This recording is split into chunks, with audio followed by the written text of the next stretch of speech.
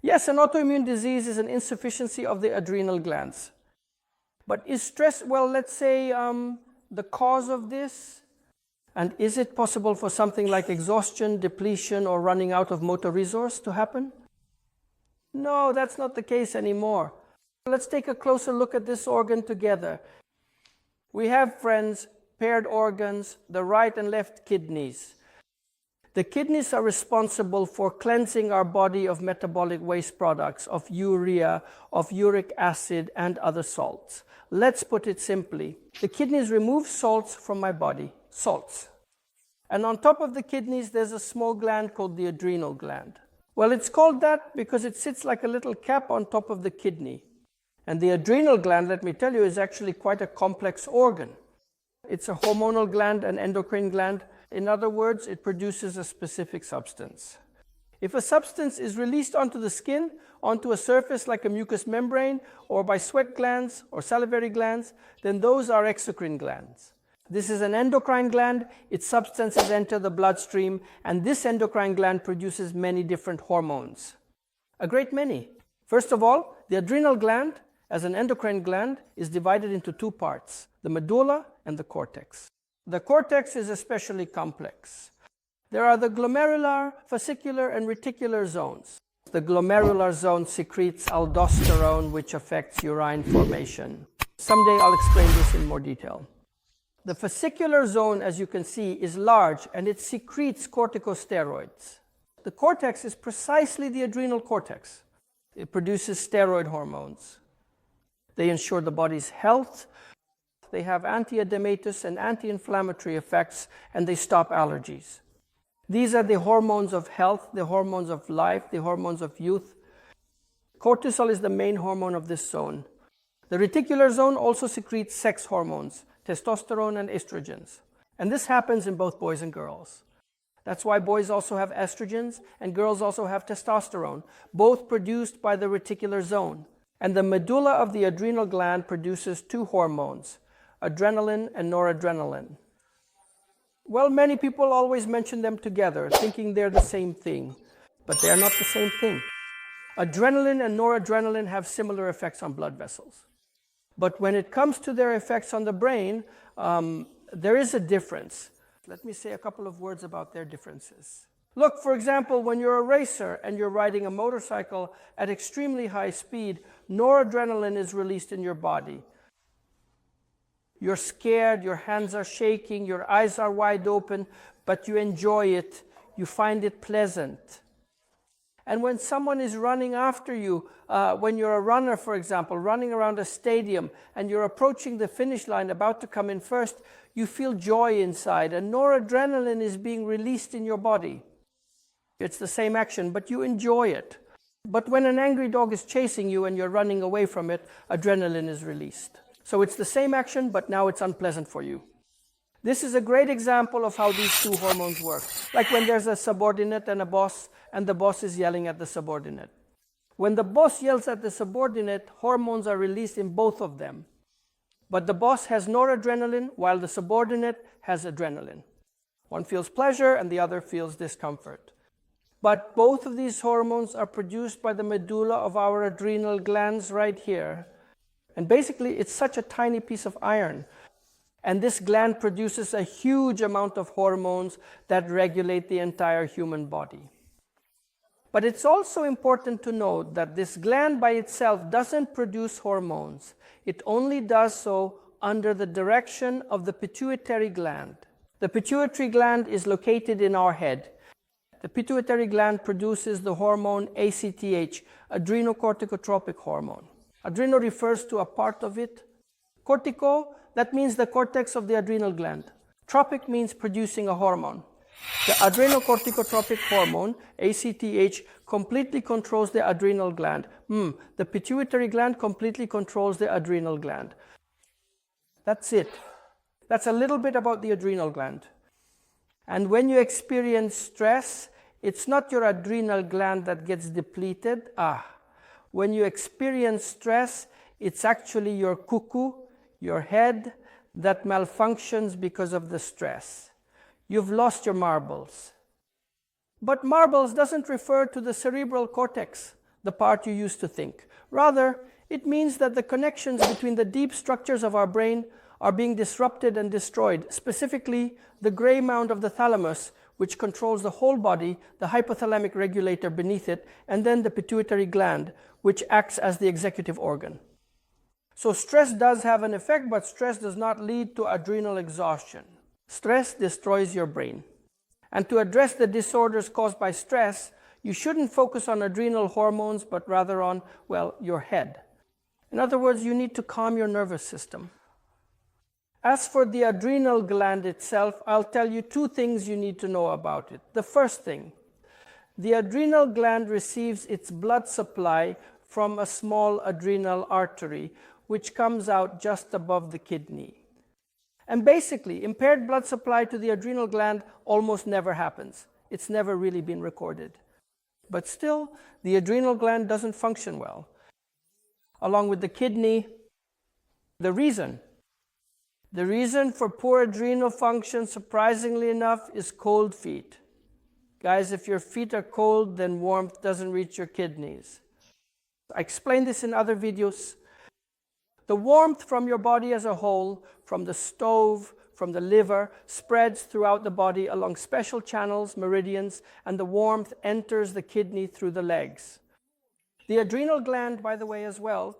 And if your feet are cold, then the kidney doesn't work and the adrenal gland doesn't function as it should either. That's where autoimmune diseases come from. That's where the body's tendency to allergies comes from. That's where poor immune health comes from, because a person has cold feet. And the first thing you need for healthy adrenal glands is to take care and warm your feet. Not just keeping them in socks. Socks don't actually keep you warm.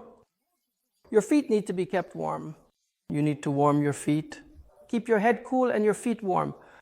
For warmth, in my work for over 10 years now, I have been using products made from turmanium ceramic. What you see here is a turmanium mat. Well, it doesn't matter whether it's a mat, a belt, or a cover. We place our legs, our shins. Legs are not just the feet, legs are the shins and thighs. The calves. People say to me, the calves. Just to joke a bit, I'll tell you, calves is a good word. It refers to the calf muscle. But when people tell me caviar, I think, where does a person get caviar? Caviar comes from fish, caviar comes from frogs. But where would a person have caviar? We're talking about legs. Legs, shins, legs, thighs in a horizontal position, because many people have varicose veins. We place them on the mat, and it's essential to cover them from above, wrap them up, and keep the legs warm. You usually need to warm your legs in the evenings, but you should warm them until your legs actually start to sweat, so much that they get sweaty. I'll say right away, this won't be easy. But that's exactly the goal, to warm your legs so much that they actually sweat. And this is the first step to adrenal health. Now, this won't immediately cure an autoimmune process, as some people have written to me, but it will create the conditions to help prevent all these allergic processes from developing in the future. So the first thing is keep your feet warm. The second point is a bit more complicated. Guys, look, every organ in our body has its own time of functional activity. There are times when organs are more active, and there are times when organs are less active. For example, our large intestine is most active, you won't believe it, from 5 to 7 in the morning. If you wake up at this time, your intestines will function well. If you sleep in late, your intestines will experience stagnation, which can later lead to fecal stones, constipation, and so on. Your stomach is active from 7 to 9 in the morning, so have breakfast at 7.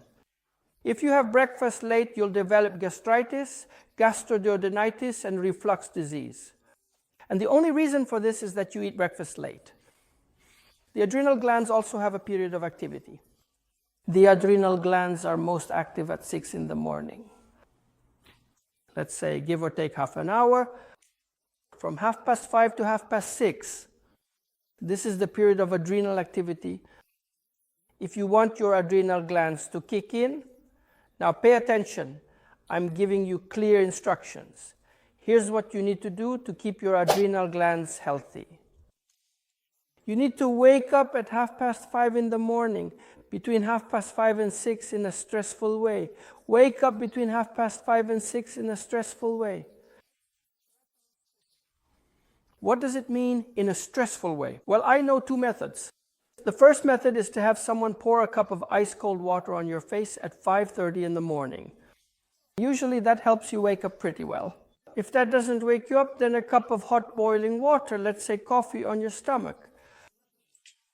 Well, you get the idea. After that, you'll make some noise, get up, and start running around. Guys, that's exactly what you need. I'm exaggerating.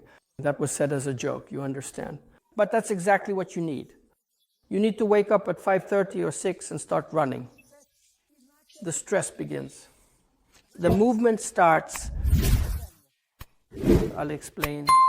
At that moment, the medulla part of your adrenal gland will be activated.